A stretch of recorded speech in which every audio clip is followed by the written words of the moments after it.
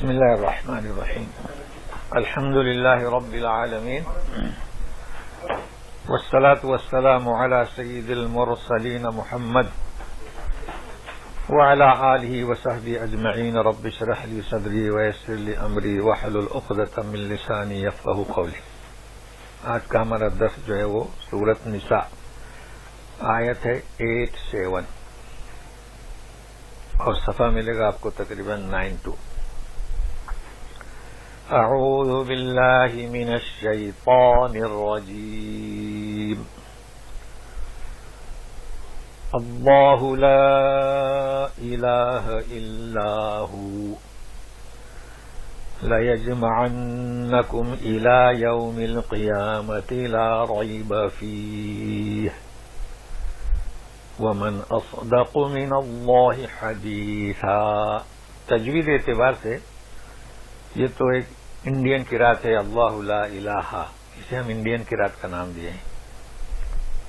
اب وہ اس لیے ہے، وہ غیر شعوری طور پر ہو چکی ہے، چونکہ بسا اوقات ایسا ہوتا ہے کہ اپنی غلطی کا اندازہ خود کو نہیں ہوتا ہے. اب اس لیے میں کہہ رہا ہوں چونکہ آگے ہے، دیکھیے لا الہ الا ہوا، اگر ملائیں گے تو ہوا وہاں صحیح پڑھا جاتا ہے الا ہوا، لیکن ہا کو لا الہ. تو ہم نے محنت کی ہے، جو آج تک ہیں وہ ابھی صحیح پڑھتے ہیں اللہ لا الہ. یہ ایک تجوید ہے. دوسرا لارفی تو سورہ بقرہ سے ہم پڑھتے آ رہے ہیں، وہاں پر یہ غلطی ہوتی ہے کہ لا ریب فی، یعنی مد اصلی بھی نہیں ہوتا ہے. دیکھو مد اصلی، مد عارض للسکون، جیسے یعلمون ضالین. اچھا لا ریب فی، تو مد عارض للسکون میں 3 الف 2 الف 1 الف، آپ کو اختیار ہے 3 الف پڑھیں 2 پڑھیں 1، مگر ایک بھی نہیں ہوتا ہے لا ریب فی، ایک بھی نہیں ہوا. تو فی کم سے کم 1 الف 2 الف پڑھیں. یہ تجویدی اعتبار سے. اب اس کا ترجمہ جو یہ ہوگا کہ ایک ہے اللہ، ایک ہے الہ، دونوں میں فرق ہے. اللہ وہ کہ نہیں ہے، لا الہ، الہ کے معنی معبود، تو فرق ہوا نا، جس کی عبادت کی جائے. وہی اللہ، تو کیا ہوا اس میں؟ وحدانیت. ہم پڑھتے نا توحید توحید توحید، تو یہ وحدانیت. اللہ عبادت کس کی جائے گی؟ اسی کی، تو وحدانیت آئی. پھر انفرادیت بھی آئی. ہم کہتے ہیں نا فلاں شخص منفرد متفرد، حدیث میں بھی ہے یہ حدیث منفرد ہے. اب منفرد حدیث کسے کہیں گے کہ سارے لوگوں نے روایت کی ہے مگر اس کے راوی حضرت عمر رضی اللہ تعالیٰ عنہ، بس باقی روایتیں مختلف راویوں سے ملے گی. وہ صنعت کی صنعت تو مختلف ہے، جیسے حضرت عمر رضی اللہ تعالیٰ عنہ سے بیان کیا تو نیچے کئی لوگ ملیں گے مختلف، لیکن صحابہ جو نبی کریم صلی اللہ علیہ وسلم سے بیان کیے وہ ایک، اسے کہیں گے منفرد. وہ کون سی حدیث ہے؟ انما الاعمال بالنیات. دیکھو کتنی مشہور حدیث ہے، روایت ہے منفرد. تو اللہ تعالیٰ منفرد ہے. تو اللہ تعالیٰ یہاں پر بتانا چاہتے ہیں کہ اللہ تعالیٰ نے چونکہ ہمیں پیدا کیا تو عبادت کے لائق وہی ہے. ہم کہتے ہیں ایک اکیلا ہے نا، ایک اکیلا ہے، احد ایک ہے. تو اللہ خاصیت ہے، عبادت اسی کی جائے. اب کیوں عبادت کی جائے؟ ہم سب جانتے ہیں خالق وہ ہے، مالک وہ ہے، رازق وہ ہے، سب کچھ وہی ہے، تو عبادت اسی کی ہونا چاہیے. اب اگر انسان نے اسی کی عبادت نہیں کیا، اس لیے کہ انسان کو اللہ نے پیدا کیا اور اسے راستہ دکھایا، ہدیناہ السبیل، راہ دکھائی نا، روحانی راستہ بتایا اور جسمانی صحت کے لیے بھی مواد فراہم کیا. لہذا قیامت میں ہم ان سے یہ پوچھیں گے کہ تو نے کیا کیا، اما کافرا و اما شکورا. اس کے لیے لَيَجْمَعَنَّكُمْ إِلَى يَوْمِ الْقِيَامَةِ، نون ہے، ضرور جمع کرے گا تمہیں قیامت کے دن. اب دیکھو یہاں الہ ہے، اب الہ کا ترجمہ کچھ نہیں کر سکتے، حالانکہ ترجمہ آپ دیکھیں گے ضرور جمع کرے گا طرف قیامت کے دن، معنی ایک ہی ہوئے، یعنی قیامت کے دن. سبوں کو جمع کرے گا. اب یہ کہا جا رہا ہے کہ لا ریب فیہ، لا ریب فیہ، اس میں کوئی، ہم کہتے ہیں شک نہیں، شروع سے ہم کہتے چلے آ رہے ہیں کہ لا ریب فیہ، شک نہیں. تو ہمارے پاس یہی ایک لفظ ہے شک نہیں، جبکہ اور الفاظ بھی ہیں. جیسے کہ آپ دیکھیں اسی سورہ نساء میں ہے، میں آپ کو پڑھ کے بتاؤں، اور الفاظ بھی ہیں. دیکھیے عیسی ابن مریم کے بارے میں کہا جا رہا ہے وما قتلوہ وما صلبوہ ولکن شبہ لہم، شبہ ہے نا. پھر اس کے آگے وَإِنَّ الَّذِينَ اخْتَلَفُوا فِيهِ لَفِي شَكٍّ مِّنْهُ، شک. پھر ہے قریش کے تعلق سے انہم کانوا فی شک مریب، شک کے ساتھ مریب آیا. تو یہ مریب کہاں سے آیا؟ ریب سے. اب ہم قرآن شریف میں متعدد بار پڑھتے ہیں، شبہ بھی پڑھتے ہیں، آیا نا، شبہ لہم، شک بھی پڑھتے ہیں، ریب بھی پڑھتے ہیں. ہمارے یہاں کیا بس ایک ہی ترجمہ کہ وہ شک میں پڑ گئے، حالانکہ فرق ہے.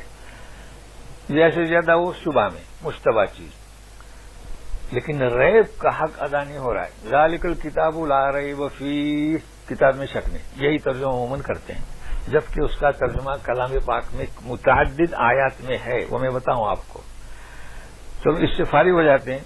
اس کا ترجمہ لا ریب فی جو سورہ بقرہ میں ہے نا، اس کا ترجمہ آپ سنتے ہیں جمعہ کے روز.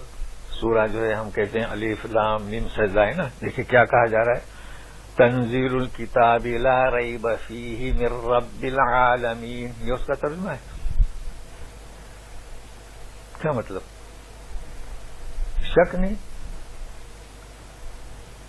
شک تو وہ میڈیکل والے لکھتے ہیں بھائی یہ دوا ہے، یہ دوا ہے، یہ صحیح ہے، اس میں بھی شک نہیں ہوتا ہے، محنت کرتے ہیں. تو یہ اس کا مقصد نہیں جو ہم عوام جو سمجھتی ہے کہ اس کتاب میں شک نہیں، یہ نہیں کہا جا رہا ہے. کس میں؟ من رب العالمین، تنزیل من رب العالمین، اسے نوٹ کریں. کبھی مشرکین نے یوں کہا کہ اس کتاب میں آپ یہ کیا کہہ رہے ہیں، کبھی نہیں کہا. وہ تو کہتے تھے کہ فصیح کلام ہے. ان کا اختلاف کیا تھا کہ اللہ کے رسول کہتے تھے کہ آسمان سے نازل ہو رہا ہے، اس میں وہ تو شک میں نہیں تھے. وہ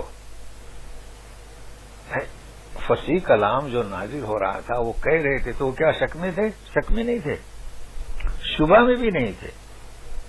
کس میں تھے؟ حیران کن شک میں تھے. حیران کن یعنی یہ کیسے ہو سکتا ہے، یہ قرآن شریف جو پڑھ رہے ہیں اتنا اچھا اور کہہ رہے ہیں اللہ کی جانب سے، اس میں تھے. یعنی جسے کہتے ہیں بڑی الجھن میں تھے. تو یہ ہے ریب. ابھی ہم شروع کرتے ہیں پھر شبہ کسے کہتے ہیں. اب یہ تو اس لیے کہ ہمیں یاد رہے بھائی شبہ بہت معمولی چیز ہے، پہلا مرحلہ ہے. دماغی خلل، یعنی جب کسی چیز کو دیکھتا ہے تو اس کا ذہن معلق ہوتا ہے. جیسے جو میں نے آیت پڑھ کے سنائی، پڑھیں گے انشاءاللہ پہنچیں گے سورہ نساء کی. یہ ہے عیسی ابن مریم اور جو انہیں سولی پر چڑھانے کے لیے آیا تھا، وہ شبہ ان کا ذہن معلق ہو گیا تو اس شخص کو سولی پہ چڑھا دیا. تو ذہن معلق ہوا نا، کیا سمجھا اسے؟ عیسی ابن مریم. اس کے بعد اختلاف ہوا، اس لیے کہ دو آدمی تھے، ایک کو سولی پر چڑھا دیے، دوسرا آدمی مل نہیں رہا ہے. اب شبہ سے آگے بڑھے، شک اس سے بڑھ کر ہے. اب شک میں کیا ہو گیا، وہ تذبذب میں پڑ گئے. وہاں گفتگو ہو رہی ہے کہ یار کسے سولی پر چڑھایا، تو بولے عیسی ابن مریم کو. پھر وہ آدمی کہاں ہے؟ تو کوئی کہہ رہا ہے کہ نہیں وہ تو اس آدمی کو تم نے سولی پر چڑھایا، تو پھر عیسی ابن مریم کہاں؟ اسے کہیں گے تذبذب. تو دیکھیں نا فرق ہوا نا شبہ میں اور شک میں. اور ریب تو میں نے بتا دیا، الجھن، اضطراب، حیران کن. تو یہ اسے کہا جائے گا لغت القرآن، علوم قرآنی. اب ہم آگے بڑھتے ہیں. نہیں، ایک اور چیز بتاتے ہیں اس کے ساتھ، آپ کو یاد رہے گی. چلو وسوسہ بھی پڑھتے آ رہے ہیں نا، تو شبہ ہے. تو آپ اگر اس چیز کو نوٹ کر لیں گے نا تو اس بہانے سے بہت مفید چیز ہے. دیکھو شبہ معلوم ہوا، شک معلوم ہوا، ریب معلوم ہوا، اب ترجمہ کچھ بھی کریں، شک وسوسہ ہے نا، وسوسہ پڑھتے ہیں الذی یوسوس فی صدور الناس، وسوسہ کسے کہیں گے؟ شبہ دماغی کیفیت ہوئی ہے نا، وسوسہ دل کی کیفیت ہے، تو فرق ہوا۔ اب یہ کہ ہمیں محنت کرنا چاہے، اس کے پہلے ہم کئی دفعے بیان کر چکے ہیں کہ دل کیا کام کرتا ہے، دماغ کیا کام کرتا ہے، تو وسوسہ دلی کیفیت۔ تو ابھی ہم آپ کو سمجھاتے ہیں، وسوسہ دنیاوی، وسوسہ دینی ہے نا، الذی یوسوس فی صدور الناس۔ تو یہ آپ یاد رکھیں، اب ناس تک پہنچیں گے جب پہنچیں گے۔ وسوسہ کسے کہیں گے؟ دنیاوی، اس کی دلی کیفیت کسی کو معلوم نہیں۔ دلی کیفیت کیسے معلوم ہوگی؟ ذہن میں، دماغ میں جو اسے اضطراب ہے، الجھن ہے، کسی اور کو نہیں معلوم ہوتا ہے، لیکن وہ زبان پر نکالتا ہے۔ اب یہ دلی کیفیت دیکھیے، آپ نے لاک، آج کل تو بہت آسانی سے سمجھ میں آ گیا، آپ کہیں جا رہے ہیں، کمپنی میں کام کے لیے جا رہے ہیں، لاک لگا رہے ہیں اور ساتھ میں مکالمہ بھی چل رہا ہے، گاڑی میں جا کے بیٹھے، اب دو کام ایک ساتھ ہوئے نا۔ اب وسوسہ ہے کہ میں نے لاک کیا کہ نہیں، یا ہے کہ وسوسہ ہے نا، یا شبہ کہیے، یعنی دو چیزوں میں وہ تذبذب ہوا، تو پھر واپس آئے اور پھر اس کو لاک کر دیا، پھر جا کے بیٹھے، پھر دلی کیفیت، ارے میں نے نیچے کا لاک کیا کہ اوپر کا کیا، کڑچی لگا کر کیا کہ بغیر کڑچی لگا کر کیا؟ لاک کو تو کڑچی لگانا ہوتی ہے نا۔ اس کا نام کیا؟ وسوسہ۔ اب دین میں کیسے؟ آپ وضو کر رہے ہیں یا نماز، ہم نے دیکھا ہے لوگوں کو، اللہ اکبر، قرات شروع ہو گئی، اللہ اکبر، اب وہ سوچتا ہے دلی کیفیت کہ میں نے تکبیر تحریمہ پڑھا کہ نہیں پڑھا۔ دیکھیں آپ غور کریں کبھی کبھی، ارے میں نے کہا یہ تو میرے ساتھ میں، اللہ اکبر، پھر ختم، ارے پھر اللہ، یہ وسوسہ۔ اچھا وضو میں دیکھیے، آپ وضو میں بھی آپ دیکھیں، وہ آدمی سر تک جاتا ہے، پھر سے شروع کرتا ہے، تو کیا میں نے بسم اللہ کہا کہ نہیں کہا، میں نے یہ اس کا نام کیا؟ وسوسہ۔ اب اس کا کوئی علاج ہے؟ یہ دلی کیفیت ہے۔ تو بہرحال ایک چند چیزیں مجھے آپ کو بتانا تھا، تو پھر اب اس کا اجازہ ہوتے رہے گا۔ اب ہم رجوع کرتے ہیں۔ سب سے پہلی بات، اللہ لا الہ الا ہو، عبادت کے لائق وہی ہے، نہ کہ دوسرے دیگر جن کی پوجا ہوتی ہے۔ کیا انہوں نے پیدا کیا؟ نہیں کیا۔ کیا وہ احد ہیں؟ وہ وہی ایک ہے، ایک اکیلے ہیں؟ نہیں۔ پھر یہ مسلمانوں کو کیا ہو گیا؟ یہ ہے کہ انسانوں کو کیا ہو گیا؟ کس کی پوجا کرتے ہیں، کس کی پرستش کرتے ہیں؟ شیطان نے دونوں کو گمراہ کر دیا ہے، کچھ مخلوق کی تو کچھ مرے ہوئے انسانوں کی۔ تو انہیں یہ اللہ تبارک تعالیٰ اپنی وحدانیت، اپنی انفرادیت سے آگاہ کر رہے ہیں کہ وہ اپنی ذات میں، اپنی صفات میں ایک اکیلا ہے، اور فعالیت میں بھی ما یشاء۔ اور پھر متنبع کیا جا رہا ہے قیامت کے دن حساب کتاب ہوگا۔ پھر کہا جا رہا ہے کہ ومن اصدق من اللہ حدیثا، حدیث یعنی بات ہے نا، قول یعنی بات۔ اللہ سے بڑھ کر سچا کون ہو سکتا ہے؟ ہوا؟ چونکہ اللہ، اب میں اکثر میں بیان کرتا ہوں کہ اگر کسی کو روکنا ہے بدعت سے، شرک سے، تو ہم اس طرح بیان نہ کریں کہ ہم کچھ کہہ رہے ہیں، اللہ کی بات پیش کریں، کیونکہ اللہ سے بڑھ کر سچا کون ہے، اور بات سچی کس کی ہو سکتی ہے۔ یقین مانیے کہ جب قرآن سے بات کریں گے تو اس کے دل میں اثر کر جائے گی۔ کیوں؟ یہ کلام کس نے اختیار کیا؟ اللہ نے۔ یہ میں ہمیشہ کہتے رہتا ہوں، لیکن آپ اس کو ٹوکیں گے، قرآن و حدیث کوئی پیش نہیں کریں گے تو اتنا اثر نہیں ہوگا۔ ہو سکتا ہے کہ آپ کی راہ ہے، آپ کا خیال ہے، تو یہ تو ہم کوشش کر رہے ہیں۔ اب اگلا جو اس کی اگلی جو سطور ہیں، قرآن شریف کو گزشتہ ہم پڑھ چکے ہیں، افلا یتدبرون القرآن، اس سے جڑ جائے گی یہ آیات۔ تو قرآن شریف میں کیسے تدبر کریں، قرآن شریف کی آیت میں کیسی تطبیق کریں، احادیث میں کیسی تطبیق کریں، ورنہ تو آج کل لوگ ایسے ہیں، حدیث سمجھ میں نہیں آئی تو ایک کو ضعیف، ایک کو صحیح، قرآن کا سمجھ میں آئے تو وہاں خاموش رہتے ہیں۔ لیکن خاموش رہنا. کئی تفاسیر میں نے دیکھا کہ ترجمہ کر کے نکل جاتے ہیں. آپ پڑھتے ہیں نا تفسیر, کچھ نہیں ملتا, کچھ نہیں ملتا. کیوں؟ تو ان کے پاس اتنے وسائل نہیں تھے تو نکل جاتے ہیں. چلو اتنا بھی ہے. اور ہم کہہ رہے تھے کہ یہ قرآن شریف اگر آپ کو سمجھنا ہے تو کوئی ایک تفسیر سے مسئلہ حل نہیں ہوگا. کئی اچھی اچھی تفسیریں کئی آیت میں وہ نکل گئے ترجمہ کر کے. تو اس کو آج ملحوظ رکھیے کہ اصل میں قرآن کو کیسے سمجھنا ہے. تو سنیے گا. فما لكم في المنافقين فئتين والله أركسهم بما كسبوا أتريدون أن تهدوا من أضل الله ومن يضلل الله فلن تجد له سبيلا. تمہیں کیا ہو گیا؟ فی المنافقین, منافقین کے بارے میں. فئتین یعنی منافقین کے فئتین نہیں, تمہارے. یہ کہا جا رہا ہے کہ منافقین میں کے بارے میں تمہیں کیا ہو گیا کہ تم دو جماعت میں بٹ گئے. ظاہر کی کتاب صحابہ کرام سے ہے. واللہ ارکسہم بما کسبوا.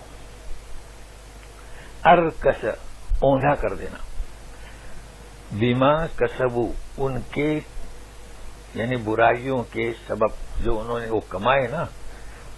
اب یہ کیا ہے برائیوں کے سبب انہوں نے کیا کمایا؟ منافقین. نبی کریم صلی اللہ علیہ وسلم کے سامنے آپ کی حمایت اور پیچھے مخالفت, تو یہ گناہ ہوا نا. اس وجہ سے اللہ تعالیٰ نے انہیں اوندا کر دیا. اب اوندا کرنا کسے کہیں؟ ایک تو پلٹنا, ہمیشہ آتا ہے یتولون, وہاں آپ کو چھوڑ کر نکلے, وہ اور چیز ہے. پیر سے پلٹنا, نکلنا.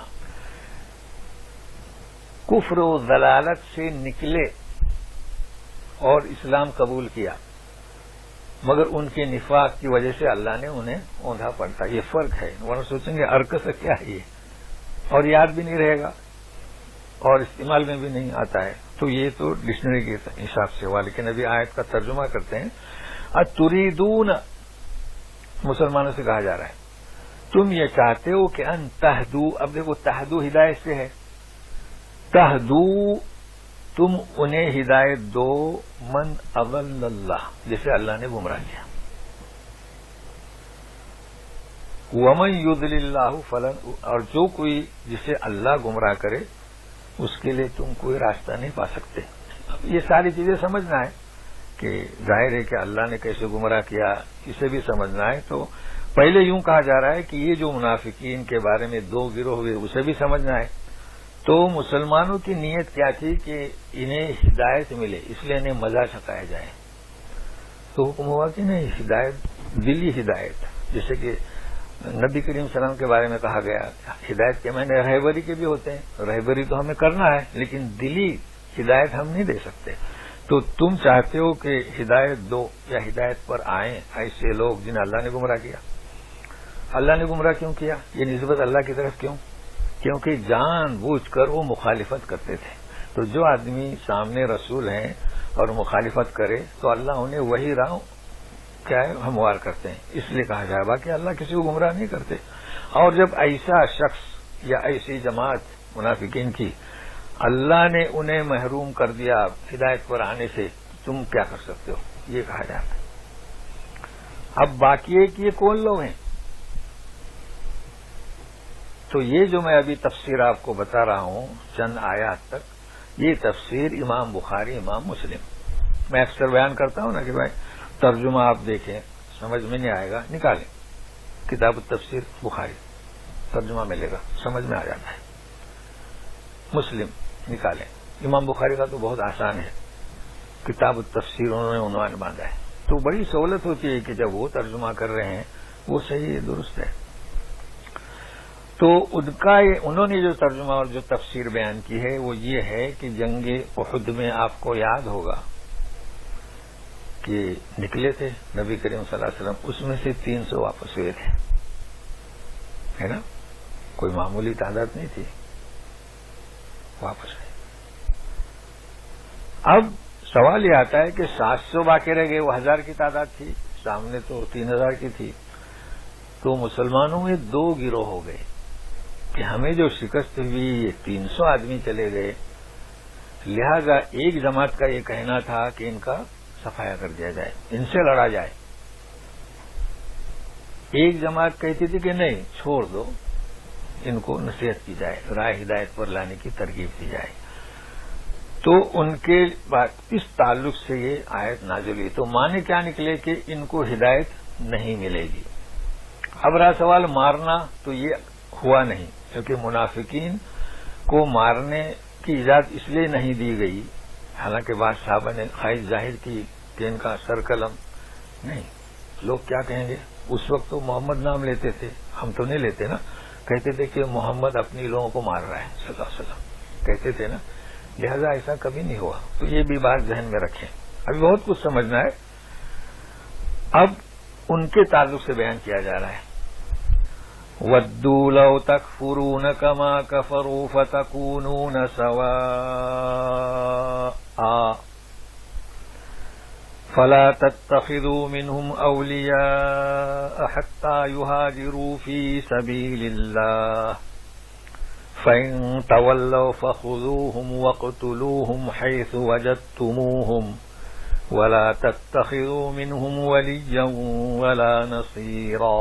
اب اس آیت میں ہمیں سمجھنا ہے کہ قرآن کو کیسے سمجھا جائے. پہلے تجویدی اعتبار سے یہاں پر فَتَكُونُونَ سَوَاءً، لیکن ایسا نہیں پڑھتے اکثر لوگ. کیا پڑھیں گے؟ سوا یا سوا. اب وہ سمجھ میں نہیں آتا ہے. یہ بھی ہم نے محنت کی ہے کہ جو تنوین دو زبر والی، زیر کی بات نہیں، ہاں زیر والی نہیں، وہ جب وہاں وقف کرتے ہیں تو وہ تبدیل ہو جاتی ہے الف میں. یہ قرآن شریف کا اس میں وہاں الف ہو یا نہ ہو، کہیں کہیں الف ملے گا. یہ تجوید اعتبار سے. اب ترجمہ دیکھیے، ہم ترجمہ کس کا کر رہے ہیں اس وقت؟ تفسیر امام بخاری اور مسلم کی. تو آپ کے سمجھ میں آئے گا. پھر دوسری تفسیر کریں گے انشاءاللہ ابن عباس کی. وہ چاہتے ہیں، کون؟ یہ منافق ہیں، تم کفر کرو جیسے انہوں نے کفر کیا. نبی کریم صلی اللہ علیہ وسلم موجود ہیں، کفر کیا. فَتَكُونُونَ سَوَاءً، تو تم ایک یکساں ہو جاؤ. وہ تو کوشش کر رہے ہیں، اسی میں لگے ہوئے ہیں.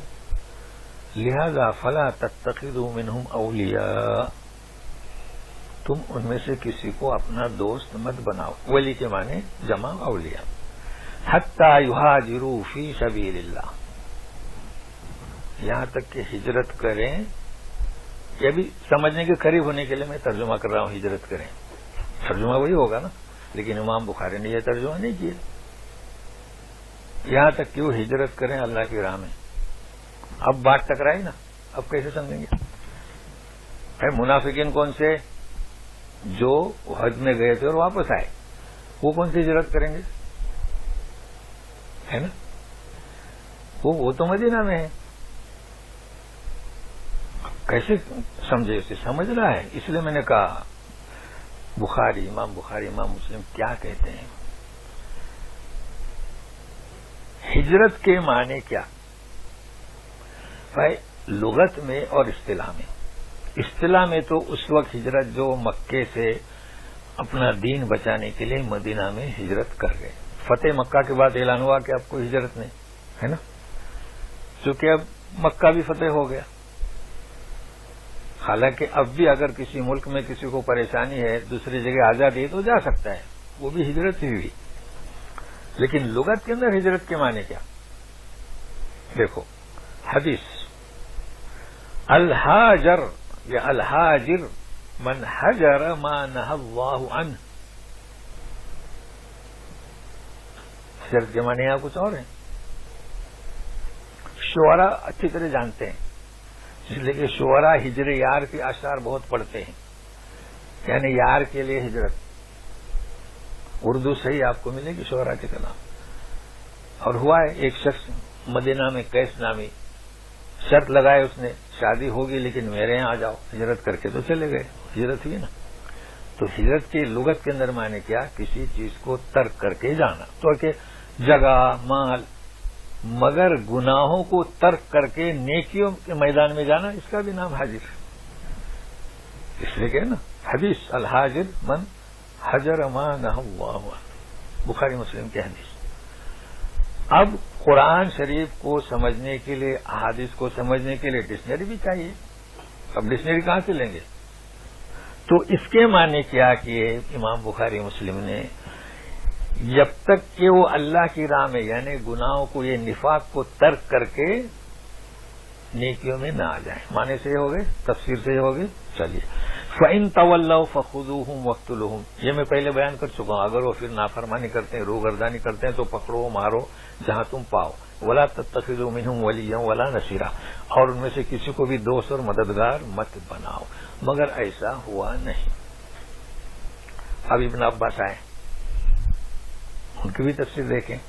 میں بار بار کہہ چکا ہوں، کہیں پر آپ کو ابن عباس کا جو ترجمہ ہے، حالانکہ وہ اکٹھا کیا گیا ہے، وہ بھی بڑا مفید رہتا ہے. پہلے بخاری دیکھیں، اب دیکھو ابن عباس کیا کہتے ہیں. وہ اب اسے سمجھنا ہے، تفسیر پوری تبدیل ہو جائے گی. ان کا کہنا ہے کہ یہ مکے کے منافقین، اب مکے میں تو منافقین نہیں تھے نا، مکے میں منافقین کہاں تھے؟ لیکن اسے اس تفسیر کو بھی سمجھنا ہے. یہ کون لوگ تھے؟ اگر ابن عباس کی تفسیر پڑھنا چاہتے ہیں تو پھر ہجرت کے معنی وہی ہوں گے جب تک کہ وہ ہجرت کر کے نہ آئے، وہی معنی ہوں گے، مکہ چھوڑ کر نہ آئے. تو معلوم ہونا چاہیے کہ اس وقت کچھ کچے پکے بھی تو تھے نا مسلمان. مکہ میں دولت تھی تو وہ چھوڑ کر چلے گئے. یہ ابن عباس کی تفسیر تاکہ واضح سمجھ میں آئے. تو ایسے لوگوں کے بارے میں کہا جا رہا ہے کہ یہ جب تک کہ ہجرت کر کے نہیں آتے تو ان سے کوئی صلح صفائی نہیں ہو سکتی. تو واضح ہو گئی. اچھا، اب چلیے آگے مزید. اب استثناء کیا جا رہا ہے، یہ جو کچھ کہا گیا. اب اس میں دونوں آتے ہیں. اس میں جو ہجرت کر کے چلے گئے، جو وہیں پر ہیں مکے میں، اب ان کا نوعیت کیفیت کو ہم سمجھنے کی کوشش کرتے ہیں.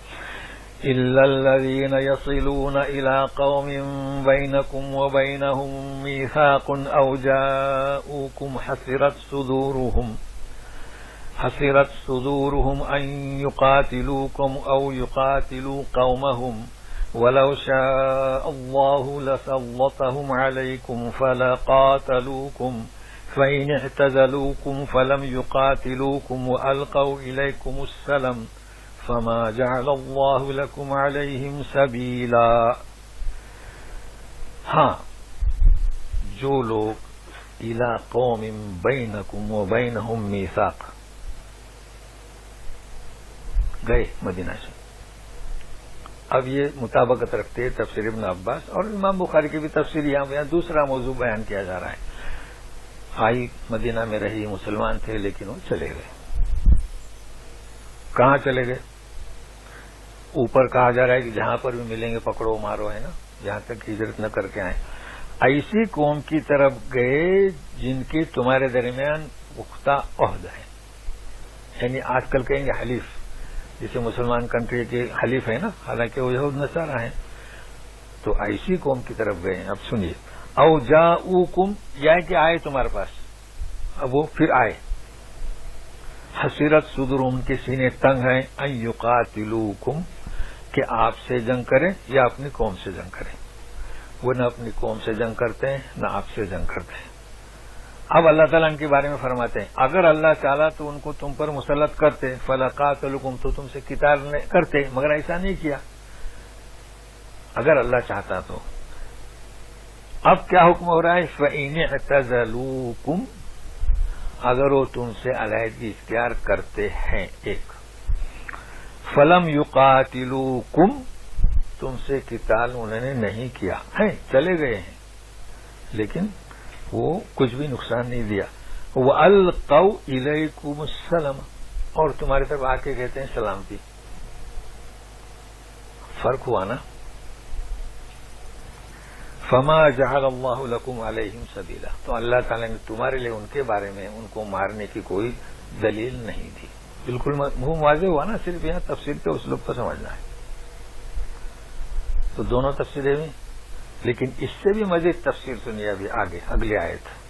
تو یہ آپ کے ذہن میں رہے گا جب آپ صفحہ پڑھیں گے اب یہ جو اگلی آیت ہے ہماری اردو میں بھی ایسی ہے، یہی اسلوب ہے، مگر کن کے نزدیک جو اردو جانتے ہیں، اب اردو بھی ہم سنی سنائی بولتے ہیں نا، وہ تو نہیں سمجھ سکیں گے، لیکن سنیے، ستجدون آخرین یریدون ان یأمنوکم، اب یہ ستجدون آخرین دوسروں کی بات ہو رہی ہے، تو سنیے، یعنی اس کے علاوہ ستجدون آخرین یریدون ان یأمنوکم ویأمنوا قومهم كلما ردوا إلى الفتنة أركسوا فيها فإن لم يعتزلوكم ويلقوا إليكم السلم ويكفوا أيديهم فخذوهم واقتلوهم حيث ثقفتموهم وأولئكم جعلنا لكم عليهم سلطانا مبينا. کئی چیزیں سمجھنا ہے. سب سے پہلی بات، تم پاؤ گے آخرین، کس کی جمع؟ آخر کی، جی دوسرے، آخر کی جمع آخرین دوسرے. اللہ تعالی کی صفت کیا ہے؟ هو الاول والآخر، اس کا فیمیل آخرت، اس کا جمع آخرین. تو کیا فرق ہے آخر میں اور آخر میں؟ فرق ہے نا. آخر اس کے بعد ہے دوسرا، آخر اس کے بعد کوئی نہیں. هو الاول والآخر اللہ تعالیٰ ہے نا. تو یہ الفاظ ہم اردو میں بولتے ہیں، اردو میں غلطی کر جائیں، لیکن ہمیشہ آخر دوسرا اور. اب عربی اخبار سنیں گے نا تو یہی بولتے ہیں، ایک خبر دیتے ہیں وہ خبر آخر، وہ خبر آخر، وہ خبر آخر بولتے جاتے ہیں. اب سوچیں گے یہ آخر بول رہا ہے اور بولتے جا رہا ہے، وہ بول ہی رہا ہے کہ اور خبر ہے اور ایک خبر ہے. تو ان کے لیے تو آسان ہے، لیکن میں ہمیشہ بتاتے رہتا ہوں. تو یہاں آخرین اور ایک جماعت. ابھی سنیے، چاہتے ہیں، اب یہ تجویدی ان یأمنوکم، اب آپ لوگ تو نہیں پڑھتے نا یأمنوکم، اب وہ ہمارے یہاں تو غیر شعوری طور پر یأمنوکم ایسا پڑھتے ہیں، جبکہ یأمنوکم. اب ترجمہ سنیے، وہ چاہتے ہیں کہ ان یأمنوکم، تم سے بھی امن میں رہیں. ایمان ہے نا، جو ایمان کے دائرے میں داخل ہوا. اچھا، وہ یأمنوا قومہم، اپنی قوم سے بھی امن میں رہیں، نہ ان کے ساتھ جھگڑا کرتے ہیں نا آپ کے ساتھ. کل ما ردوا الی الفتنۃ، لیکن یہ لوگ ایسے ہیں کہ جب فتنے کی طرف لوٹا دیے گئے تو اوندھے گرا دیے گئے اس میں. اب یہ کیا ہے مطلب؟ وہ آتے ہیں، مسالت کرتے ہیں، اپنی قوم سے بھی ملے رہتے ہیں کہ ہم جھگڑا نہیں کریں گے، لیکن کبھی افواہ پھیل گئی جنگ کی. اب چونکہ ان کی نیتیں نفاق کی تھیں، اور کچھ اوندھے کفر جلالت سے نکلے تھے، اپنی قوم سے عہد کیا، مسلمانوں سے عہد کیا، اور اللہ تعالیٰ کو حکم تھا کہ اگر وہ کچھ نقصان نہیں دے رہے ہیں تو آپ کو کوئی ان کے خلاف حجت نہیں. مگر یہ کہ فتنہ جب آیا، کوئی افواہ آئی تو اوندھے مار دیے گئے. یہ بھی آسان ہے. اب ساتھ میں رہیے، کیا ترجمہ کریں گے؟ فَإِن لَّمْ يَعْتَزِلُوكُمْ، ابھی لم آیا، اوپر تھا فَإِنِ اعْتَزَلُوكُمْ، اگر وہ کنارہ کشی اختیار کریں. یہاں کیا ہے؟ لم، اگر وہ تم سے کنارہ کشی اختیار نہ کریں، ہے نا.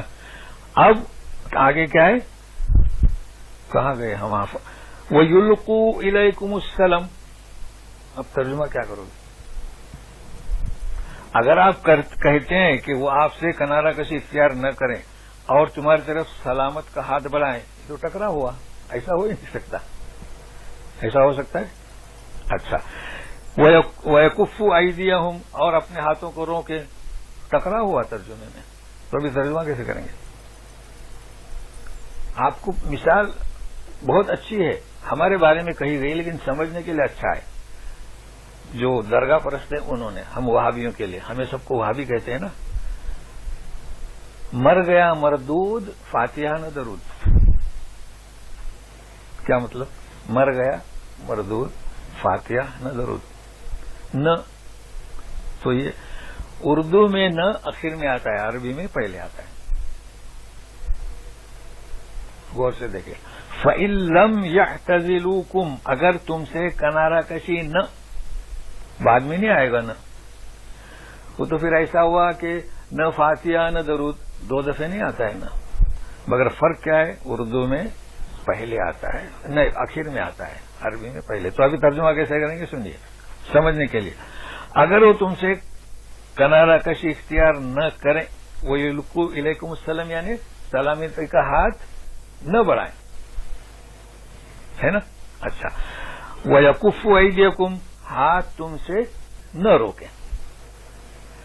تو ابھی ترجمہ اردو میں اس کو سیٹ کریں. اب نہ کا ترجمہ پہلے نہیں کرنا پڑے گا. وہ اگر کنارہ کشی اور سلامتی کا ہاتھ اور ہاتھ نہ روکیں ایک ساتھ, لیکن یہ کہ اب سمجھنے کے لیے 3 دفعہ نہ لگانا پڑے گا.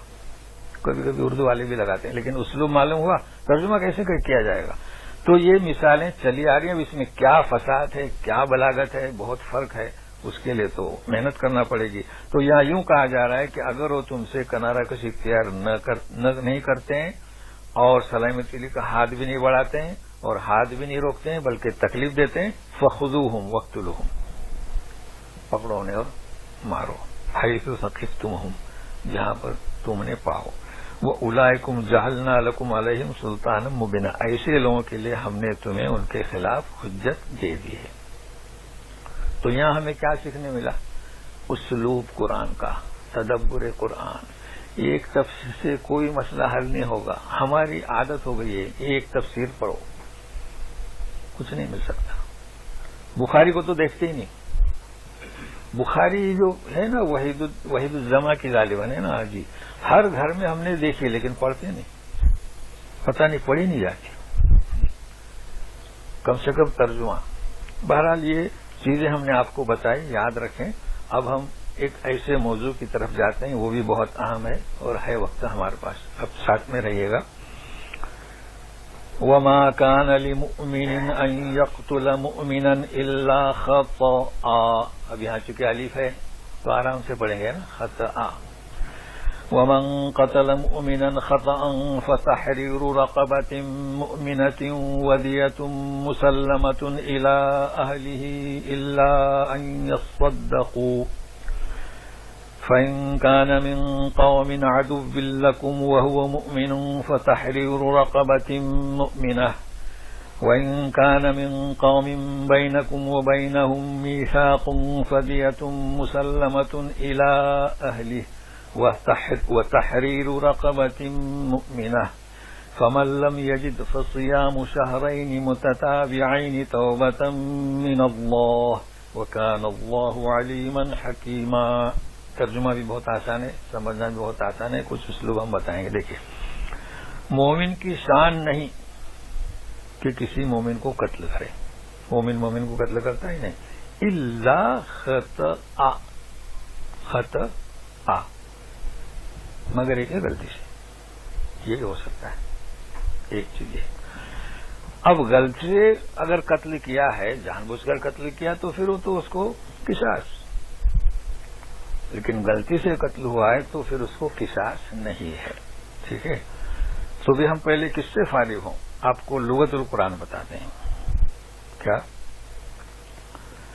تو لغت القرآن میں اگر آپ سننا چاہیں, آیت نوٹ کر لیں. الاسراء 31 آیت میں پڑھ کے سناتا ہوں کیا ہے. اس میں کیا ہے, وَلَا تَقْتُلُوا أَوْلَادَكُمْ خَشْيَةَ إِمْلَاقٍ, یعنی اپنے اولاد کو, یعنی پہلے جو قتل کرتے تھے نا, اور آج کو بھی کہ بھائی 2 اور بس کہاں سے پالیں گے, یہ ہے. نَحْنُ نَرْزُقُهُمْ وَإِيَّاكُمْ. پھر کیا ہے, إِنَّ قَتْلَهُمْ كَانَ خِطْئًا كَبِيرًا. کیا خطأً, تو یہاں ہے خطأً, وہاں ہے خطأً. تو ابھی سے سمجھنا ہے. چلے اور لے آتے ہیں سورہ یوسف میں. چلیے 97 کیا فرق بتا رہے ہیں, خطأ اور خط. صرف زیر ہے خا کے نیچے, فرق ہے, متعدد بار آیا ہے. اب دیکھو فرق کیا ہے دونوں میں. یوسف علیہ السلام جب بھائیوں نے پہچانا تو کیا بولے, یا ابا نستغفر لنا. کیا کہا, یوں نہیں کہا کہ اغفر لنا, دعا کرو ہمارے لیے. کیا ہے وہاں پر اس کے بعد, انا کننا خاطئین, یا نحن کننا خاطئین, خطأ سے. تو دونوں میں فرق کیا ہے؟ دونوں میں فرق یہ ہے کہ خطأ غلطی سے, اور خط جان بوجھ کر. فرق ہوا. یوسف علیہ السلام کے بھائی کیا کہہ رہے ہیں؟ کننا خاطئین. یوسف علیہ السلام کو جو کنویں میں ڈالا تھا وہ غلطی سے یا جان بوجھ کر؟ جان بوجھ کر. لوگ اپنے بچے کو مارتے ہیں، خاص کر غیر قوم تو لڑکیوں کو مار دیتی ہے، غلطی سے یا جان بوجھ کر؟ اتنا بڑا فرق ہے تو ہر مسلمان کو ماننا چاہیے کہ بھائی خطا اور خطا میں کیا فرق ہے. یہ ہے فروق اللغات جو میں کہتا ہوں نا. قرآن کو سمجھنا ہے تو تھوڑی بہت عربی سے دلچسپی رکھیں، اور بہت آسان ہے. اب یہ پھر آئے گا تو پھر ہم سمجھائیں گے. اچھا، اب ہم صفحے کی طرف لوٹ کرتے ہیں. وہ یہ ہے کہ اب ومن قتل مؤمنا خطأ نہیں، خطأ فتحریر رقبۃ مؤمنہ، تو ایک مومن غلام کو لے یا باندی کو آزاد کر دے. یہ کس کا حق ہوا ہے؟ اس نے غلطی سے، تو جسے کہتے ہیں نا کفارہ اس کا. لیکن اس کے گھر والوں کا کیا؟ وَدِيَةٌ مُسَلَّمَةٌ إِلَىٰ أَهْلِهِ. دیت کسے کہیں گے جانتے ہیں نا؟ ایک ہوتا ہے فدیہ، وَعَلَى الَّذِينَ يُطِيقُونَهُ فِدْيَةٌ طَعَامُ مِسْكِينٍ. فدیہ ہے نا روزے کا بدل، اور دیت ہے نا خون بہا. تو دیکھو دونوں کے حق. تمہارے ہاتھ سے جو قتل ہوا ہے نادانی سے تو فتحریر رقبہ، لیکن گردن آزاد کرنے سے رشتہ داروں کو کیا؟ دیت مسلمۃ الی اہلہ، تو کہ ہم آپ کو خون بہا دیتے. الا یصدقوا، انہوں نے کہا کہ چلو غلطی سے ہوا ہے تو معاف کر دیا. بالکل واضح ہے. اب لیکن اب سنیے، فَإِنْ كَانَ مِنْ قَوْمٍ عَدُوٍّ لَكُمْ، گزشتہ گزرا ہے کہ وہ چلے گئے یا وہاں پر ہے. جیسے کہ آج کل ہم لوگ ہیں، کون سی کنٹری میں، کسی کنٹری میں کوئی کنٹری اسلامی ہے مسلمانوں کے، کوئی کنٹری غیر مسلمانوں کے ہے نا. تو اگر تم نے مارا ہے جس کو غلطی سے، وہ تمہاری دشمنوں کے ساتھ رہتا ہے. یہ تو سمجھنے میں بہت آسانی ہے. وَهُوَ مُؤْمِنٌ فَتَحْرِيرُ رَقَبَةٍ مُؤْمِنَةٍ. یہ کس کا حق؟ جو غلطی سے تم نے مارا. بس اور کچھ نہیں. ابھی اس تک دیت کیسے پہنچاؤ گے؟ خون بہا پہنچانے جائیں گے تو تم کوئی پکڑ لیں گے. دیکھیں نا کلام پاک کے احکام دیکھو کیسے ہیں، اگر آپ غور کریں تو تدبر. وَإِنْ كَانَ مِنْ قَوْمٍ بَيْنَكُمْ بَيْنَهُمْ مِيثَاقٌ. اب دیکھیے اگر وہ دشمن قوم ہے تو اسے چاہے کہ فَقُّ رَقَبَةٍ، یعنی گردن آزاد کر دے، وہاں نہ جائے نہیں تو پکڑ لیں گے. لیکن تم اس کے حلیف ہو. دیکھیں میثاقٌ، تو وہ تو ہے گردن کا آزاد کرنا تو ہے. فدیۃ مسلمۃ الی اہلہ وتحریر رقبۃ مؤمنہ. دیکھیں دونوں آ گیا. کتنی وضاحت سے بیان کیا جا رہا ہے. اس لیے کہ آپ حلیف ہیں، آپ جائیں گے تو آپ کو ماریں گے نہیں، تو پہنچا دو. دیکھیے اچھا، فمن لم یجد فصیام شہرین متتابعین توبۃ من اللہ. کہ جو کوئی کیا نہ پائے، اگر وہ غلام آزاد نہیں کر سکتا تو 2 مہینے کے لگاتار روزے رکھے. ٹھیک ہے نا. اب یہ کہ لگاتار رکھیں. ظاہر ہے کہ اس میں کوئی عذر آیا، مان لیجیے کہ ایسا بخار آیا تو وہ جو روزے ٹوٹے پھر وہاں سے شروع کرے. جیسے طواف میں لوگ جاتے ہیں نا، چوتھے طواف میں وضو ٹوٹ جائے تو وضو کر کے 5ویں سے شروع کرتے ہیں. جن کو معلوم نہیں تو شروع سے کرتے ہیں، وہ تو خیر معلومات نہیں. اچھا صحیح میں بھی ایسی ہے، اپنی 3 صحیح میں تو کوئی وضو کی ضرورت ہی نہیں رہتی ہے. طواف کی مثال صحیح ہے. اچھا تو روزوں کا ایسا ہے، کوئی خاتون روزے رکھ رہی ہے 2 مہینے کے تو نہیں رکھ سکتی. ایام جو خاص آئیں گے تو کوئی مسئلہ نہیں، سلسلہ جاری رکھے اس کے بعد. لیکن یہ کہ بغیر کسی عذر کے نہیں، یہ سزا ہے. وَكَانَ اللَّهُ عَلِيمًا حَكِيمًا. اور یہ اللہ تعالیٰ خوب جانتے ہیں. اب یہ کیسے کہ خوب جانتے ہیں کہ تمہارا عذر کیا ہے. ایسا نہیں بہانہ بنائے. آج کل مسئلہ ہو گیا ہے، لوگ بہانہ بناتے ہیں اور فتویٰ پوچھتے ہیں الٹا. خاص کر جو بیوہ ہو جاتی ہے نا متوفہ، ان کے بارے میں عجب حالت کر دی لوگوں نے. اگر 4 مہینے 10 دن شریعت کا حکم ہے، رکنا چاہیے تو جھوٹ بولتے ہیں کہ وہاں کوئی بھی نہیں ہے، رہنے والا کوئی نہیں ہے، تو ہم اس کو یہاں لے آتے ہیں اور کوشش کرتے ہیں یہاں لانے کی. کئی دفعے ایسے سوالات آئے میرے سامنے، لیکن اللہ خیر کرے. اللہ تعالیٰ کیا فرماتے ہیں؟ علیمًا حکیمًا. ابھی ایک مسئلہ اور اسی تعلق سے تو ہم کوشش کرتے ہیں سمجھنے کی. ومن يقتل مؤمنا متعمدا فجزاؤه جهنم خالدا فيها وغضب الله عليه ولعنه وأعد له عذابا عظيما. جو کوئی مومن کو قتل کرتا ہے متعمدن جان بوجھ کر، پہلے تو کہا کہ اس کی شان کے خلاف ہے، لیکن آج کل مرڈر ہوتے ہیں، قتل کرتے ہیں، چاہے وہ سپاری دے یا مطلب اس میں فرق ہے، ملزم اور مجرم ایک ہی بات ہے، وہ سب متعمدن میں آئیں گے. ابھی سنیے، فجزاؤہ جہنم خالدا فیہا، اس کی سزا کیا؟ جہنم، ہمیشہ رہے گا. دوسری چیز، وغضب اللہ علیہ، اللہ کا غضب. تیسرا، ولعنہ، اللہ لعنت، رحمت سے محرومی. چوتھا، وأعد له عذابا عظیما، اس کے لیے دردناک عذاب. اب سوال یہ آتا ہے، یہاں آپ نے دیکھے ہوں گے جب کوئی مومن کسی مومن کو قتل کرتا ہے تو اس کو قصاص ہوتا ہے نا، قصاص. تو یہ بات نہیں ہو رہی ہے کہ دنیا میں اسے قصاص ملے نہ ملے، کیونکہ قصاص جو ملے گا نا، لوگ سمجھتے ہیں کہ قصاص ملا تو اس کے سارے گناہ معاف ہوئے. نہیں، سارے گناہ معاف کیسے ہوئے؟ ابھی جس نے غلام آزاد کیا تو شریعت کا حق ہوا، اس نے غلطی سے قتل کیا، لیکن دیت تو دینا ہے نا. تو یہ قصاص میں مارا گیا تو شریعت کا حکم، حق اللہ، اللہ نے منع کیا، اسے زندگی گزارنے کا موقع دیا، اسے تم نے توڑ دیا، ہے نا. تو اللہ کی مخالفت کی، لہذا قصاص. گھر والوں کا کیا؟ گھر والوں کو کیا ملا؟ کچھ بھی نہیں ملا. اچھا، دوسری چیز، اس شخص کو کیا ملا جسے قتل کیا گیا؟ اس کو کیا ملا؟ یہ چیز سمجھنا ہے، لہذا غلط فہمی کا شکار نہ رہیں.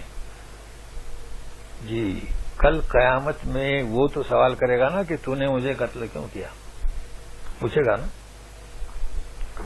اتنا آسان معاملہ نہیں ہے، قصاص دینے سے سب معاف نہیں ہوگا. ایک چیز مسئلہ ہے، ذہن میں رکھیں. اب چلے آگے. تو مطلب وہ مسئلہ ایسا ہے کہ قیامت کے جب حساب کتاب ہوگا تو پھر اللہ تعالیٰ ان کو بلائیں گے، اس کا محرک کیا تھا، اس کا سبب کیا تھا، اس کی نیکیاں، اس کو جو بھی حساب کتاب ہو، بہرحال ذہن میں رکھیے گا. اب یہاں جو کہا جا رہا ہے کہ جہنم خالدن فیہا، اس میں ہمیشہ رہے گا، لیکن ہے کون؟ یہ مومن. اب تطبیق کیسے دیں گے؟ کیا ان الشرک لظلم عظیم لا یغفر لمن یشرک بہ ویغفر ما دون ذلک لمن یشاء. اب تطبیق کیسے دیں گے؟ کیا کہا جا رہا ہے اس میں کہ شرک کے علاوہ اگر کوئی گناہ ہے تو معاف کر دیا جائے گا، ٹھیک ہے. پھر وہ حدیث قدسی، اگر بندہ میرے پاس زمین آسمان بھر کے گناہ لے آئے، شرک نہ لائے تو فلا ابالی، حدیث. یہاں کہا جا رہا ہے کہ جو کوئی مومن کو جان بوجھ کر قتل کرے تو جہنم خالدن فیہا. اب ان کو سمجھنا ہے نا، آپ تطبیق کیسے دیں گے، کیا کیسے سمجھائیں گے؟ سوال دیکھیں، آپ کہیں درس دے رہے ہیں تو اس کے ذہن میں یہی رہے گا، وہ خاموش رہے گا. حدیث پڑھا رہے ہیں، اس کے ذہن میں وہی تو خاموش رہے گا. یہ آیت پڑھا رہے ہیں، یہی ذہن میں رہے گا، خاموش رہے گا. لیکن نتیجہ کیا؟ کیسے سمجھے اس کو؟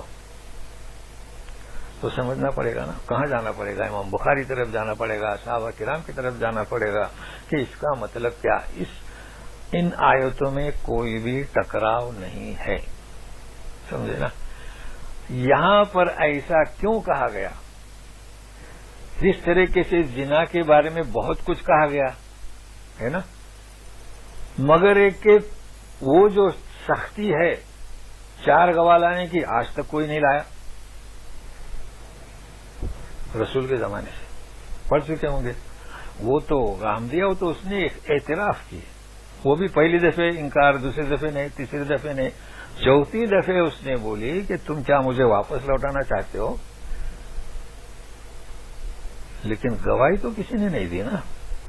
تو یہ اسی طریقے سے ہے جیسے اسے سمجھنے کی کوشش ہم نے کی، ویسے اسے سمجھیں کہ یہ کیا بات ہے کہ خالدن، اور پھر حدیث قدسی، اور پھر تو بات کیا ہے جانتے ہیں آپ؟ جس طریقے سے زنا گھناؤنا گناہ ہے، سزا بھی دینا اللہ کو پسند نہیں ہے، اس لیے ایسی شرط لگائے کہ کوئی لا ہی نہیں سکتا۔ اسی طرح کسی کو قتل کرنا، کسی مومن کو جان بوجھ کر، اتنا بڑا گناہ ہے کہ اس کے لیے کہا گیا کہ ایسی سزا اس کو ملنی چاہیے۔ ملنی چاہیے کہ نہیں چاہیے؟ کسی کو قتل کر دیا، اس کے بچے ہیں، یتیم ہو گئے، بیوی بیوہ ہو گئی، تو اس کی سزا یہی ہونی چاہیے۔ مگر بات کیا ہے؟ شرک نہیں اس کے پاس۔ لہذا اللہ تبارک تعالیٰ قیامت کے دن اس کے ساتھ رحم کرم کا معاملہ فرمائیں گے، اور اس مقتول کو ظاہر کہ اس کو اس کا صلہ ملے گا، گھر والوں کو صلہ ملے گا۔ تو کہتے ہیں نا، ہم دعا کرتے ہیں کہ اہل خانہ کو صبر جمیل کی توفیق عطا فرمائے، تو اس طریقے سے تطبیق دے سکتے ہیں، ورنہ کچھ نہیں، کیونکہ قرآن شریف میں ٹکراؤ کچھ نہیں، بلکہ جیسے کہ طلاق کے بارے میں وارننگ دی گئی ہے، فَإِن طَلَّقَهَا، اگر تیسری طلاق دے، تو یہ ہے اسلوب قرآن کے سمجھنے کا، یہ اسلوب تدبر کا۔ تو یہ میں نے بڑی وضاحت سے آپ کو بیان کیا ہوں۔ اب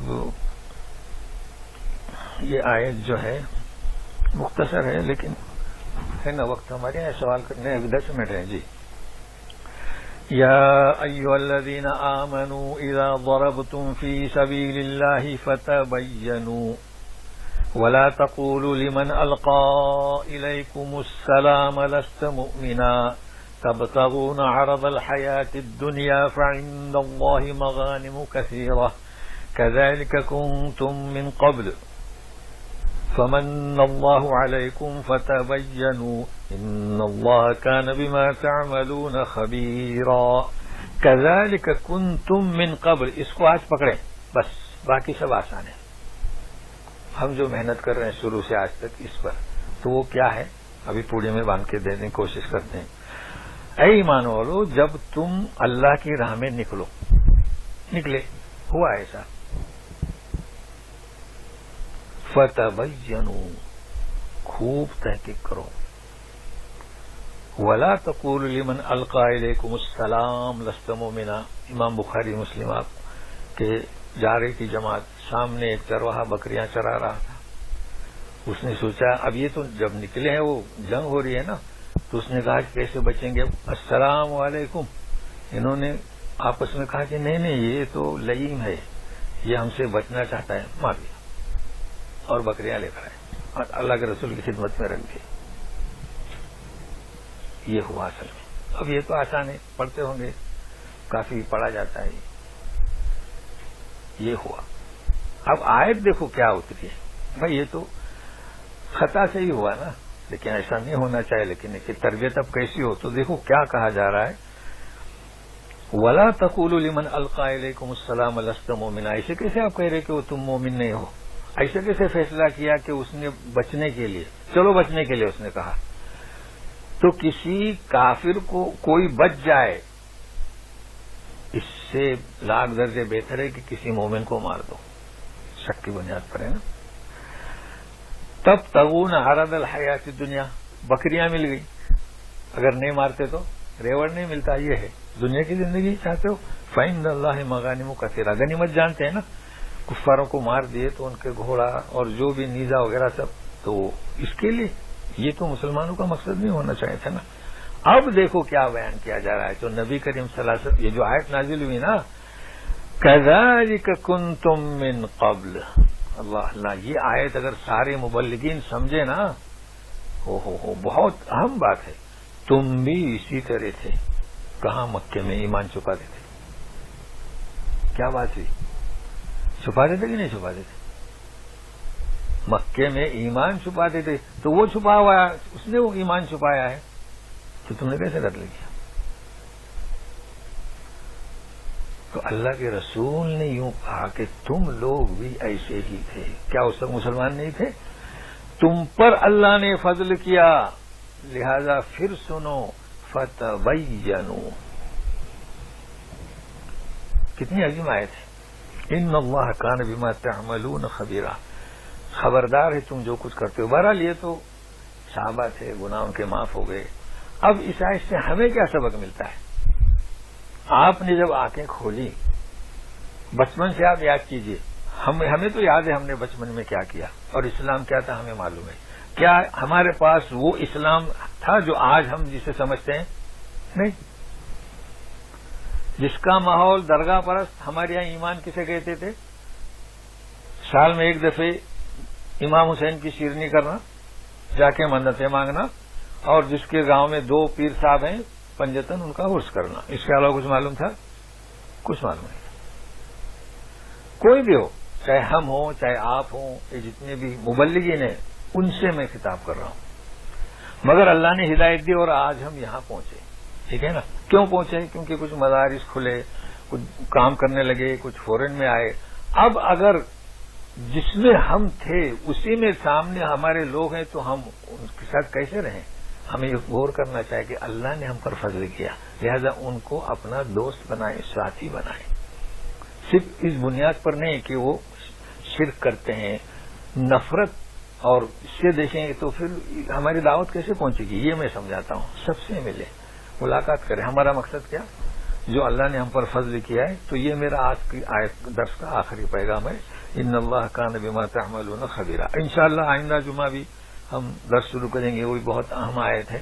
تو اب ہم آج کو آپ کو موقع دیتے ہیں. کوئی سوال ہے تو کہیے. کوئی ہے؟ اچھا. اعوذ باللہ من الشیطان الرجیم. كذلك كنتم من قبل فمن الله عليكم فتبينوا إن الله كان بما تعملون خبيرا. جی کہیے صاحب. جی جی جی 4 مہینے 10 دن کا اصل مقصد کیا ہے؟ ہاں جی بتاتے ہیں. جی کہیے. کوئی سوال ہے اور؟ جی نہیں. ہاں بیک گراؤنڈ بتاتا ہوں. جی ہاں مقصد بتاتا ہوں. دیکھیے شوہر انتقال کر جاتا ہے، ٹھیک ہے نا، تو طلاق کی عدت اس سے کم ہے نا، خلا کی عدت اس سے کم ہے. یہ متوفی عنہا کی عدت شوہر کے اور بیوی کے تعلقات ایسے ہیں، اتنے گہرے ہیں، کسی کے نہیں رہتے. دیکھیے ماں باپ، بہن، بھائی، یہ تعلقات دونوں کے بہت گہرے اور بہت ہی رازدانہ. تو شوہر کے احترام میں اتنا وقفہ کرنے کا حکم دیا ہے. سمجھے نا؟ ایسا نہیں ہے کہ انتقال ہو گیا 3 مہینے ہو گئے شادی کر لے. نہیں، کھلا کی طرح 1 مہینہ ہو گیا شادی کر لو. نہیں، تو احترام. ہاں جی، غم کا پہلو اس میں غالب ہے. تو یہ اس کا ایک مقام ہے اس کا. اس وجہ سے اب یہ کہ لوگوں کے سمجھ میں نہیں آ رہا ہے. وہ طلاق کی عدت کو سمجھ رہے ہیں اور ایسے بہانے بناتے ہیں. اچھا وہ کیا سمجھ رہے ہیں؟ اس میں شافعی حنفی کا مسئلہ ہے، کیونکہ شافعی حنفی جو ہے نا تو عدت میں فرق ہو جاتا ہے. اب کسی شافعی حنفی سے پوچھو تو خلا کی عدت بولے گا 3، کسی اہل سے پوچھو تو بولے گا 1. تو یہ ایسا نہیں. قرآن کی آیت 4 اشہر و عشرہ، 4 مہینے 10 دن. جی کوئی جاب کرتا ہے، کوئی عورت جاب کرتی ہے، کوئی ایسا مختلف ہوتا ہے. دیکھیے جاب اور چیز ہے. عدت کے معنی کیا؟ عدت کے معنی یہ ہیں کہ وہ بناؤ سنگار نہ کرے اور گھر میں بیٹھی رہے. لیکن ایک ایسی بیوہ ہے کہ اسکول میں پڑھاتی ہے، وہ اسکول میں جا سکتی ہے، کوئی منع یہاں منع نہیں کرتے. شوہر مرنے کے بعد تھوڑے دن صرف جاب وہ جو کچھ دن ہے اسے چھٹی دی جاتی ہے نا، جاب جوائن کر سکتی ہے. لیکن ہاں جا سکتی. جی جی نہیں 4 مہینوں کو چھوڑنا نہیں، وہ عدت میں ہے. ہاں وہ دیکھیں فرق ہے. وہ عدت میں ہے، اپنی کلاس اٹینڈ کرے گی، آگے پھر بیٹھے گی. بہت فرق. ہاں یہ بالکل صحیح مثال دی انہوں نے. یہ بہت اچھی مثال دی ماشاء اللہ. ہاں مطلب وہ عدت، وہ تو اللہ کا حکم ہے یار. وہ تو اشہر و عشرہ. وہ ابھی کیا 24 گھنٹہ نہیں اسکول میں پڑھاتے. تو جیسے کہ اعتکاف میں مسجد سے باہر جاتے ہیں ویسے وہ جائے وہ پوری کر کے. اب وہ وہاں جائے گی، بولی وہ تو مولانا صاحب نے کہہ دیا اب وہ مارکیٹ جائے گی. یہ تو نہیں ہوگا نا. پھر فواکہ لائے گی، فروٹ لائے گی، ایسا نہیں. یہ بالکل صحیح ہے. وہ جائے واپس آئے، اس کی ہدایت دی ہے. ہاں ڈاکٹر کے یہاں بھی جا سکتی ہے، کوئی نہیں ہے تو، لیکن یہ کہ اس کے ساتھ جیسے کہ ہم نے ایک شخص کو ہدایت دی، انہوں نے چونکہ ایسا کہا کہ وہ کوئی نہیں ہے، ہم نے کہا اگر کوئی نہیں ہے تو آپ جانیں، آپ لندن کا سفر کریں، حالانکہ وہ جھوٹ تھا. تو پھر دوسرا سوال آیا کہ پھر وہ سوچ رہی ہے کہ جدہ سے عمرہ کر کے جائیں. اچھا ہو گیا، جدہ سے جائے گی، پلین یہاں سے جائے گا نا. پھر کہتی ہے پھر وہ جائیں گے تو بیچ میں کوئی، ابھی مجھے یاد نہیں ہو جغرافیہ، وہاں اتریں گے، وہاں بیٹے سے ملیں گے. میں نے کہا تم ٹور کے پکنک کے لیے نکل رہے ہو، یہ اللہ کا حکم ہے. تو اب ہم وہ اجازت نہیں دیتے، وہ جھوٹ بولتے ہیں کیا. چلیے کہیے. ہاں کہیے جی. وعلیکم السلام ورحمۃ اللہ. جی کہیے.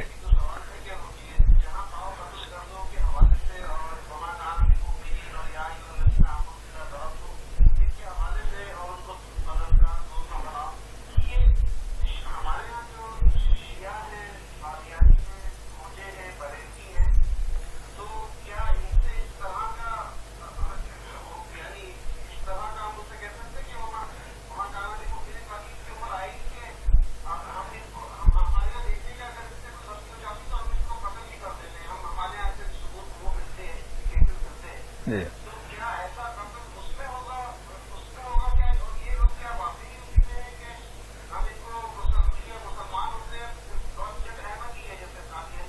جی جی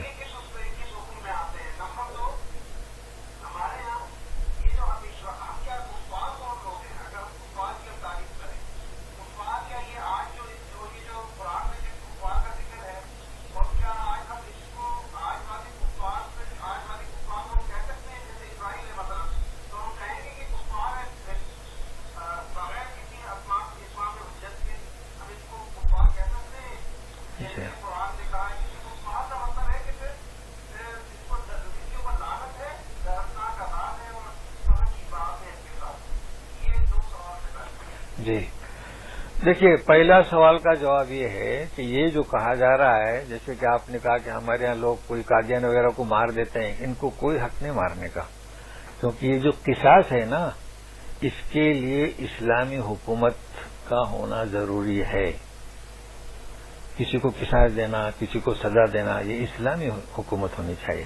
اسی وجہ سے بات کہتے ہیں نا کہ اسلامی حکومت اگر نہ ہو تو ہم اس عمل نہیں کر سکتے دین پر مکمل عمل کرنے کے لیے اسلامی حکومت ضروری ہے. اب دیکھیے جو لوگ ایسی کنٹریوں میں ہیں جہاں اپنی حکومت میں کیا ہو رہا ہے، ان کے نکاح طلاق سب حکومت جیسے وہاں کی کہتی ہے ویسے ہو رہا ہے. تو اس کا جواب یہ ہے کہ کسی کو سزا دینے کا حق نہیں.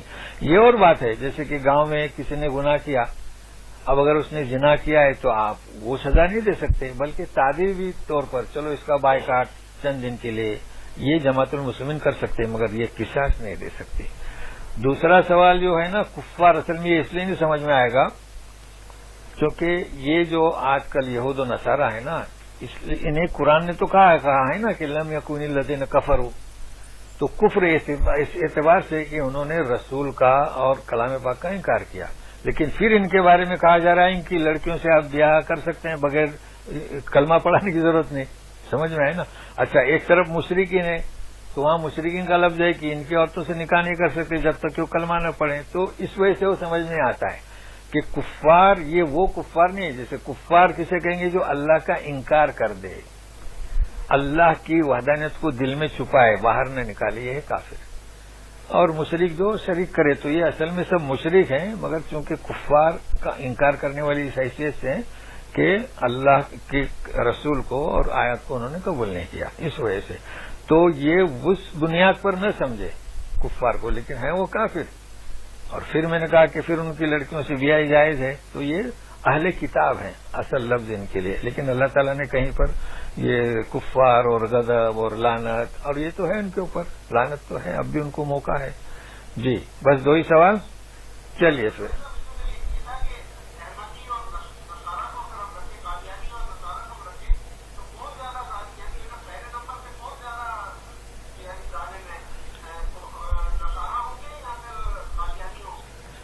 قادیانی تو بہت کم ہے. قادیانیوں نے دیکھیے قادیانیوں نے نبوت کے بارے میں گڑبڑ کی ہے، سمجھے نا، وہ یہ کہتے ہیں کہ نبی اب بھی ہو سکتا ہے، لا نبی بعد کا مطلب میری اجازت کے بغیر نہیں، یہیں پر اختلاف ہے. لیکن جو نصارہ جو ہیں وہ تو عیسی ابن مریم کو اللہ جانتے ہیں نا، تو ان کا گناہ بڑا ہے. اور یہ آستین کے ساتھ ہے قادیانی. فرق ہے آستین کے ساتھ، جیسے قادیانی شیعہ اور بریلی، یہ آستین کے ساتھ، دونوں میں فرق ہے.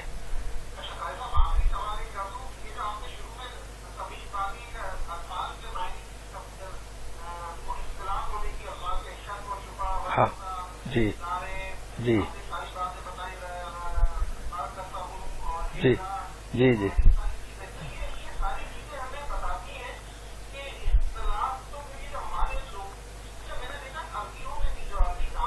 ہوں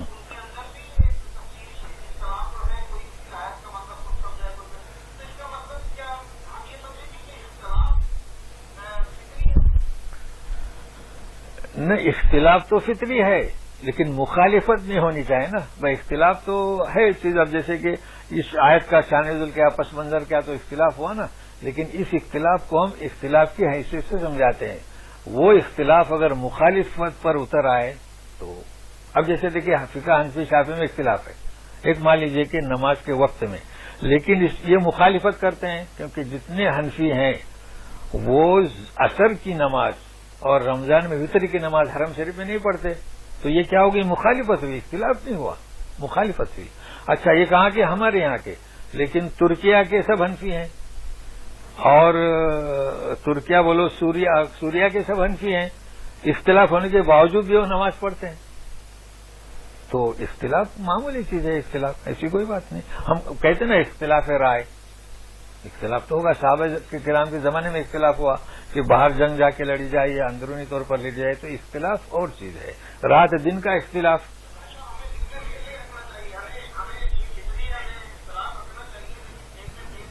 ہاں میل بالکل صحیح پہنچے آپ. چلیے دعا کیجیے، آئندہ بھی شریک رہیے. ایسی آیتیں شروع ہو رہی ہیں، اللہ تعالیٰ ہم سب کو سمجھنے کی. ٹھیک.